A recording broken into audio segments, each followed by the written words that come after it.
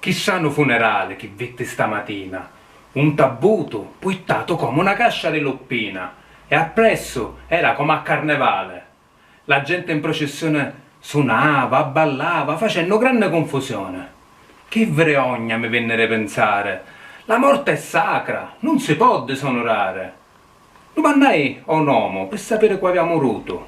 Il do, sbalorduto perché ancora non lo sapeva, me lo disse. È la contentizza, se in possessore mia. Finalmente, stan famona all'inferno la mannamo.